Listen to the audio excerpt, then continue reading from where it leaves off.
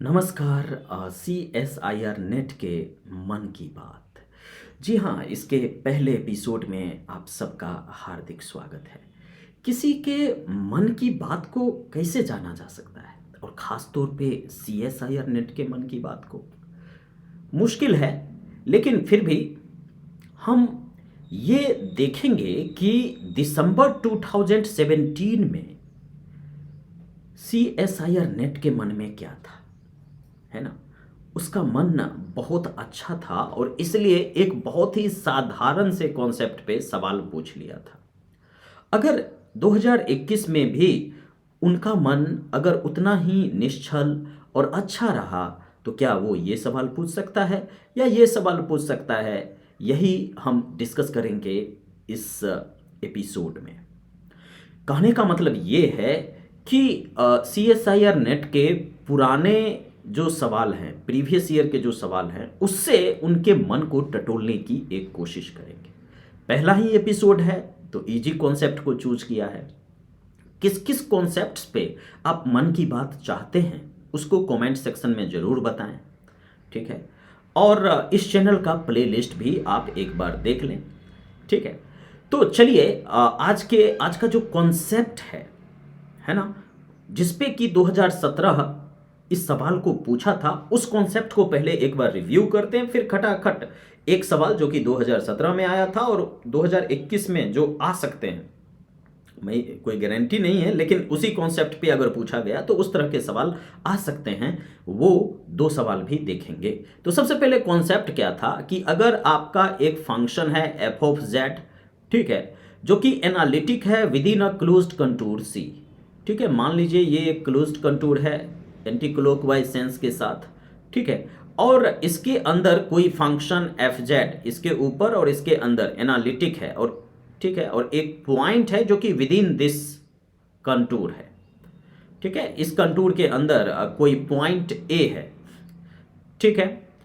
तो आपको अगर इंटीग्रेशन निकालना हो, integration over the contour C F of Z upon z minus A to the power n+1, इसका अगर आपको इंटीग्रेशन निकालना है तो ये हो जाएगा 2 pi iota upon factorial n, okay, into F N ए।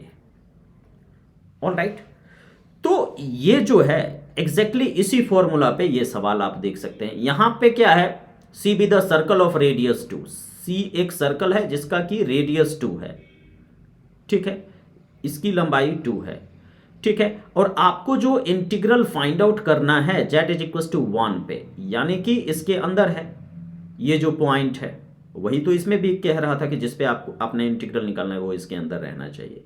यहां पे अगर f ऑफ z की बात करें तो यहां पे f ऑफ z एक कांस्टेंट फंक्शन है, f ऑफ z बराबर 1 है, ठीक है। तो अब इसको अगर हम रीराइट करना चाहें, integral over C F of Z D Z upon z minus 1 का होल स्क्वायर, अगर हम ये करना चाहें तो इस फॉर्मूला से क्या हो जाएगा, ये 2 पाई आई अपॉन फैक्टोरियल n। तो यहां पे जैसे देख लीजिए n+1 है, तो यहां पे आपका क्या है, फैक्टोरियल n, उससे एक कम का फैक्टोरियल। तो यहां पे अगर 2 है तो इसका फैक्टोरियल क्या हो जाएगा, 1 इंटू एफ डैश ए की जगह पे क्या हो जाएगा 1, एफ डैश 1। यहां पे देख सकते हैं कि एफ ऑफ जेड अगर 1 है तो एफ डैश जेड आपका क्या हो जाएगा 0, भले ही जेड बराबर 1 हो तो भी वो 0 होगा। तो ये हो जाएगा 2 pi iota upon factorial 1 into 0। तो फाइनली आपको यहां से 0 मिल जाएगा, 0 राइट आंसर हो जाएगा, ठीक है। इसके अलावा चलिए अब 2021 में अगर CSIR नेट का मन जो है वो उतना ही निश्चल निस्वार्थ भरा रहा, है ना, तो हो सकता है अगर इसी कॉन्सेप्ट पे सवाल पूछे तो इस तरह के सवाल भी पूछे जा सकते हैं। यहां पे जो कंटूर दिया हुआ है, कंटूर का सेंटर π/4 पे रखना है, ठीक है, और इसका जो रेडियस है ये हाफ है, रेडियस हाफ है, ये आपका कंटूर है, ठीक है। और अच्छी बात यह है कि आपको इसके सेंटर पे यानी कि π/4 जो कि इस कंटूर के अंदर है, ठीक है, इसी पे आपको इसका इंटीग्रल निकालना था, लेकिन यहां पे पावर में क्या है 3, ठीक है। तो सबसे पहले अगर आप यहां पे बात कर लें तो एफ ऑफ जेड आपका क्या है, साइन जेड, जिस पे इंटीग्रल निकालना है ए, ये क्या है, पाई बाय 4। ठीक है, तो अब अगर आप सी पे इंटीग्रल निकालेंगे sine Z upon Z minus pi by 4 का होल क्यूब डी जेड, तो ये आपका क्या हो जाएगा, ये हो जाएगा 2 पाई आई अपॉन फैक्टोरियल 2। क्यों, क्योंकि 3 के जगह पे जैसे n+1 था तो फैक्टोरियल n, तो 3 है तो 3 से एक कम यानी कि फैक्टोरियल 2। उसके बाद f क्या हो जाएगा, डबल डैश पाई बाय 4। ठीक है, तो अब यहाँ पे अगर हम बात करें तो f के जगह पे क्या है, साइन जेड। ठीक है, तो f डैश क्या हो जाएगा, साइन जेड का डेरिवेटिव कॉस जेड, और f डबल डैश जेड क्या हो जाएगा, तो माइनस साइन जेड। ठीक है, तो यहां से ये इस 2 से ये 2 गया क्योंकि फैक्टोरियल 2 बराबर तो 2 ही होता है, तो ये हो जाएगा पाई iota and into minus sine pi by 4। क्यों, क्योंकि यहां पे f डबल डैश जेड क्या है, माइनस साइन जेड, तो ये चीजें हो जाएंगी। अब अगर मैं बात करूं यहाँ पे साइन पाई बाय 4 तो 1/√2, ये हो जाएगा क्या, माइनस पाई आयोटा बाय √2। ठीक है, तो माइनस पाई आयोटा बाय √2 यानी कि डी आपका राइट आंसर हो जाएगा। ठीक है, अगर मान लीजिए इसी तरह का निश्चल मन के साथ अगर CSIR नेट आपसे ये सवाल पूछ ले, ठीक है, यहाँ पे जो सी है वो मैं यहाँ पे लिखना भूल गया हूँ, आपका जो सी है ये है boundary of the square, boundary of the square whose sides lie along, whose sides lie along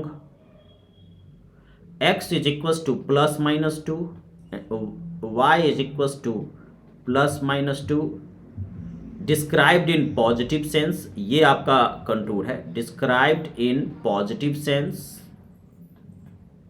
हाँ, और एक चीज मॉडुलस ऑफ x0 जो है स्ट्रिक्टली लेस देन 2 है। ठीक है, तो अब चलिए इसको सबसे पहले ड्रॉ कर लीजिए, x बराबर प्लस माइनस 2। ऑल राइट, चलिए इसको सबसे पहले आपने ड्रॉ करना है, तो x बराबर प्लस माइनस 2, तो x बराबर प्लस 2 इधर। ठीक है, यहां पे x बराबर प्लस माइनस 2, y बराबर प्लस माइनस 2, तो चलिए ये आपका क्या हो जाएगा, y बराबर प्लस 2, ये y बराबर माइनस 2, ये x बराबर प्लस 2 और ये x बराबर माइनस 2।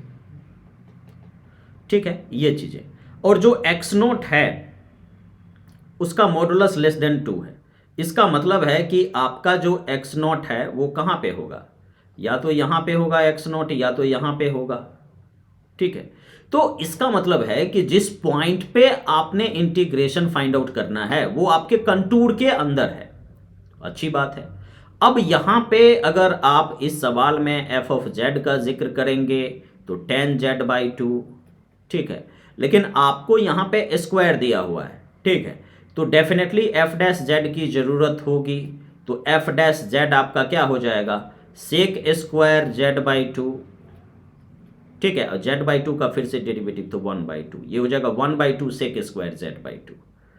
Okay, all right. अब अगर हम इस इंटीग्रेशन की बात कर लें, integration of tan z/2 upon ये जो है ये क्लोज्ड इंटीग्रल का साइन है, इससे कोई टेंशन नहीं लेना। Okay, upon z minus x0 का स्क्वायर dz, अगर ये चीजें, तो फॉर्मूला से क्या हो जाएगा आप ही बताइए ना, 2 पाई आयोटा एंड अपॉन यहाँ पे 2 है तो इससे एक कम का फैक्टोरियल।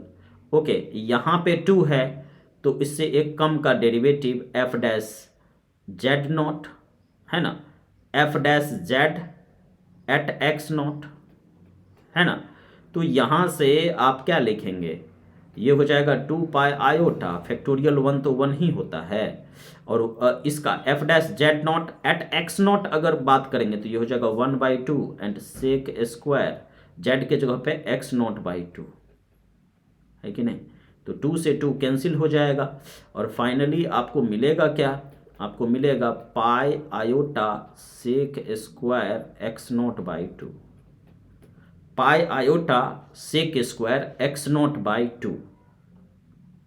तो यहाँ से pi iota sec square X naught by 2 यानी कि ए आपका राइट आंसर हो जाएगा। तो मन की बात में कल आप क्या देखना चाहते हैं उसको निश्चित तौर पे आप कमेंट करें, ठीक है, और उस कमेंट के अनुसार हम निश्चित तौर पे वीडियोस बनाएंगे, हम आते रहेंगे मन की बात ले करके, ठीक है। और thank you very much everyone for watching. You can subscribe and share as well. Many detailed courses are about to come on this platform. Thank you.